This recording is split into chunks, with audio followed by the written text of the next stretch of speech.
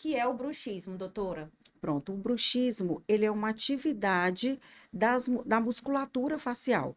Então, é uma atividade que está exacerbada.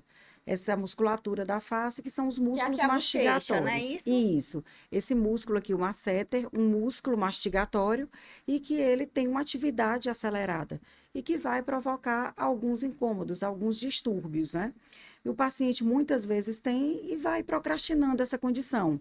Ele sente que está apertando mais, que está desgastando, sente uma dor de cabeça relacionada e muitas vezes não atribui isso a um bruxismo ou uma DTM, no caso.